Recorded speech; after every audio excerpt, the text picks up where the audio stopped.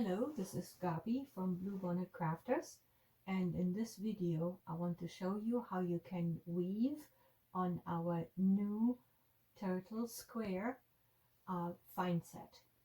If you are already familiar with our hexagon pin looms, you already know how to weave the square, because all you need to do is weave the first part of a hexagon, where you weave the bias part and fill in the top and the bottom triangles. If you would move those triangles together, you get a square. That's all there is to it. So pretty much all you need to do is bias weave on a loom that you are already partly familiar with from our hexagon looms. Let's get started. You can see here that the starting pins, like with the hexagon looms, are marked with lines. And for today I'm just using some Katona yarn from Schaepjes. If you care about starting and end tails for sewing together, measure 2 times the diagonal width like this and make a slip knot and put it over the top pin with the line. Just for the records, you can make a long loop, and I'll show you quickly. So basically you can make, some people prefer that, you can make a long loop like this and then go with the whole loop over the top and the bottom pin like this. This is quite possible, there's nothing wrong with it. Be aware though that it will add 1 extra warp. Other than that, both are fine. I will show you with the method that we typically use for our hexagons, but you know, both are perfectly fine. So slip knot over the top pin, and then you just get started with your bias weave. Go to the bottom pin, go around it clockwise, lead it back to the top, and this is like the first pin to the left of the center pin. Go around it, and now you start to weave and lift it over the next pin at the top. Use your hook to slide it down over the next available pin on this side. Carry it over here to the other side around the next available pin and back to the top. At the bottom it looks like this now. There's the center pin, and you wove the first round, so the first pins on both sides have yarn around it. At the top there is the beginning with the slip knot, and the first pins on both sides have yarn around it, and your yarn comes out here, will go around the next available pin to start the next row. I'm using cotton, so I will weave relatively loosely.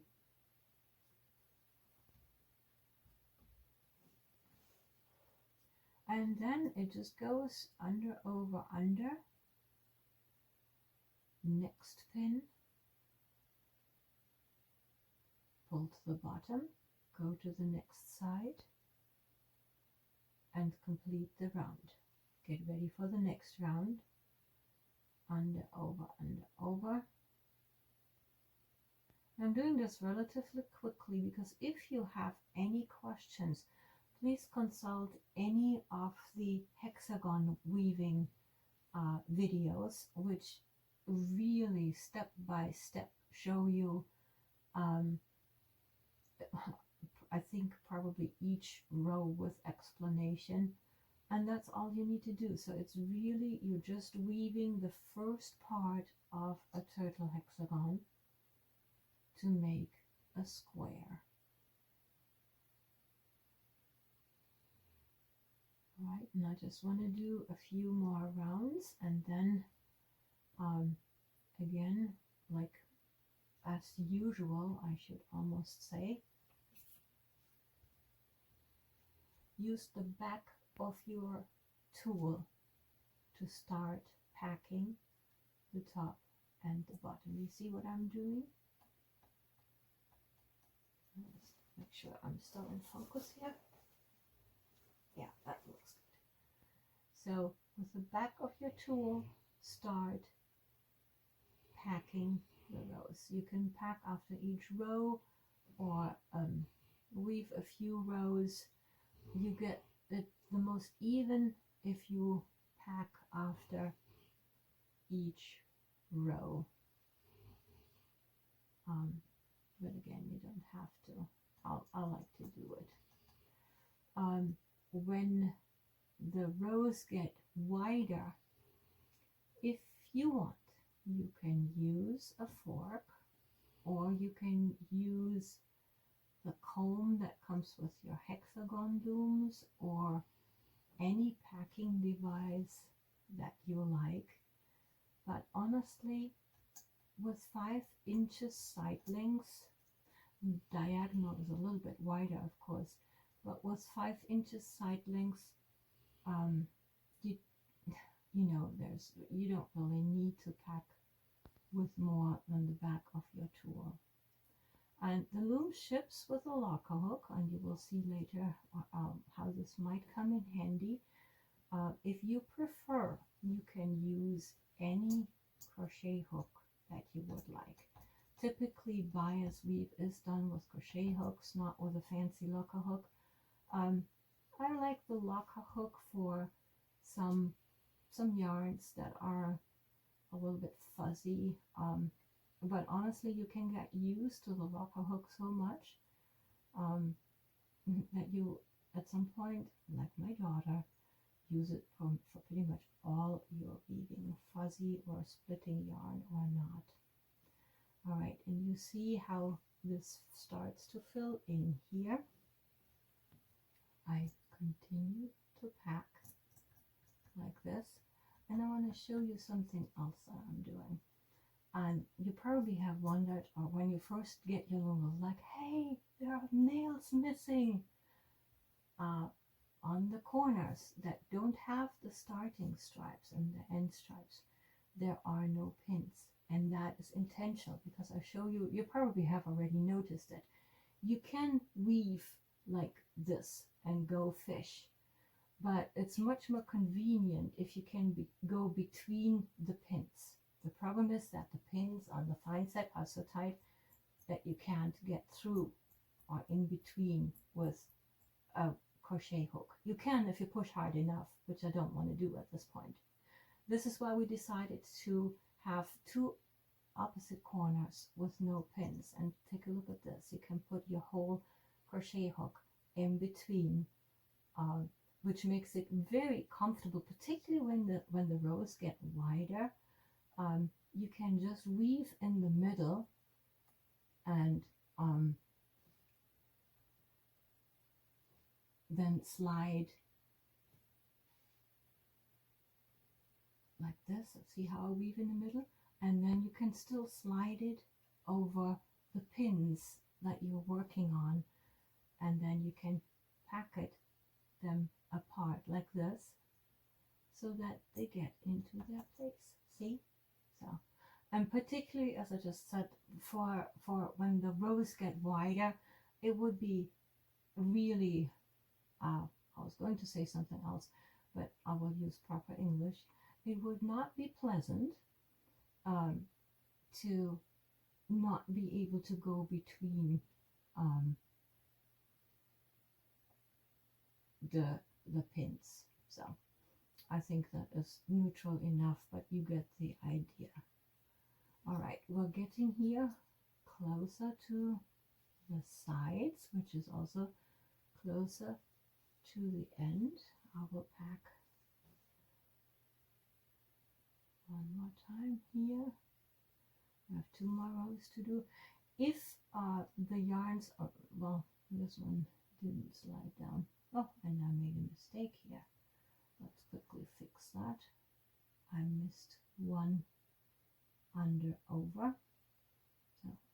set.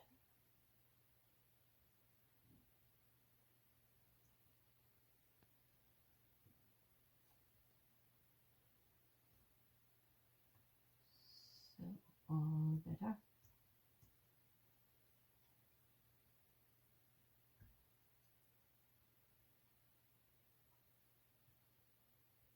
Here we go.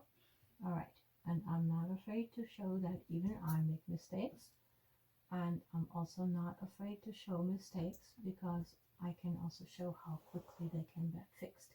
What happened was I forgot here to go one under over, and I noticed it. You just undo the last loop and do it again, and you'll be fine. So 2 more rows here, and the rows are getting longer. So at this point you can see I'm really happy that I now can weave between the pins, because it makes it much easier to do the actual weaving. I'll also show you something here on this side. This is getting, see here, this is getting really tight here. The last 2 rows, they are tight and they are tight and they are tight. There's nothing you can do about it. However, a few tricks that you can do. One is that you can go between the pins, and also here when you go around the pin, and it's almost like a sewing machine. When you have to hold the yarn, hold it down, and then when you get there, go with your pin, with your hook, go through. Can you see that? Here, go through, and then slide the yarn back, and on your way back you grab it with the hook. So this is a little bit a system like with a sewing machine,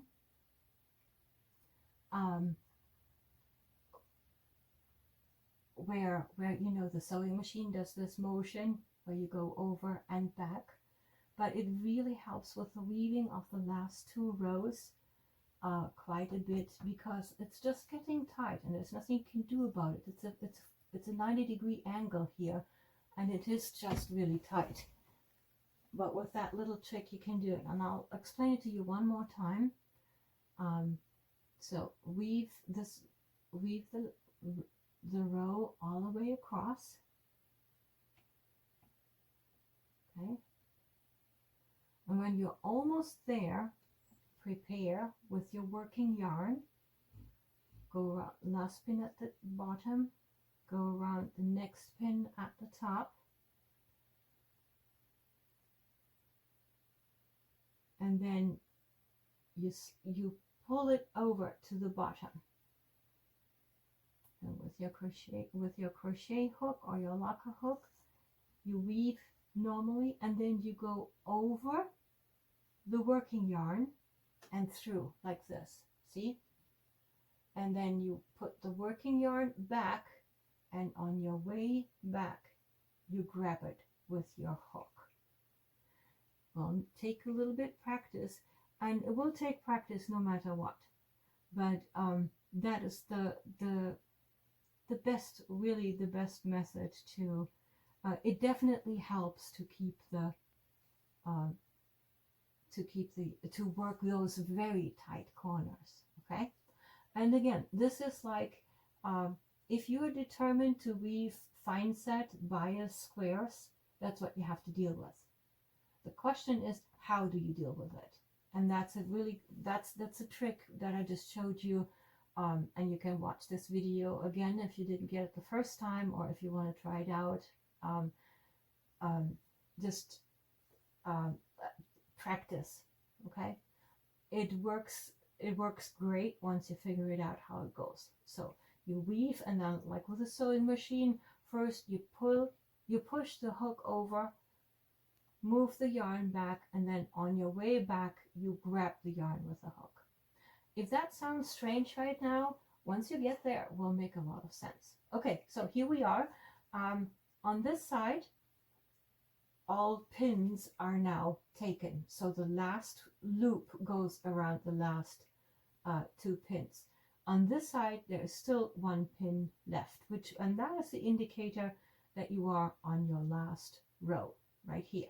Okay, so I said there are no wraps on this one, but for the last row, you just need to measure enough that you can weave across like this, and then have a little bit of a tail. It happens to be that if you do, I'm going to show this to you now, if you do about one loose wrap, that is enough to weave across and have a tail for sewing. Okay, so all you need to remember is you can either measure it, so go across where you need to weave plus a little tail, or one wrap, which is enough to weave and have a tail. And this is true for all bias woven square looms. All right, so let's do that. And so this is the snip, and you could, if you wanted to, you could weave with your crochet hook and just pull the last end through. But since we have the fancy locker hook, we can also use it like a needle. Thread it like a needle, and then with the last row, you just weave with a single strand of yarn all across. That locks up the weaving and completes the square. So again, you can do this with a crochet hook. Make sure that for the last row you just pull through. Welcome back.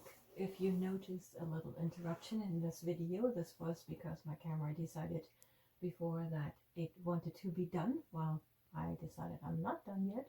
So we'll pick up here with weaving the last row. Make sure that you weave with a single strand, and you just do the regular under over to the end, and then you just pull it through like this, and you can see here in the center that you're just having a single strand going through, and that will lock in the weaving and connect the top and the bottom triangle. And at this point your square is done. If you want, you can use the back of your tool and straighten out the fabric a little bit, but you can also do that after you take it off. Now to take it off, you have two options. You can either push through the bottom hole like this, or you can use your tool and just go across and lift it off like this. So you can either push from the bottom or lift it off with your tool, and ta-da, here's your square. You can still wiggle it a little bit, and you will see already bias weaving creates a very different fabric with very different stretches. So explore it a little bit, but if you weave that way, it will match perfectly the elongated hexagons for fine-sett, and you can match them like this, for example, like in our project. Hope you enjoyed this little video. Watch it again, ask questions if you have additional questions, and other than that, I just hope that I will see you happily weaving beautiful things. Thank you. Bye-bye.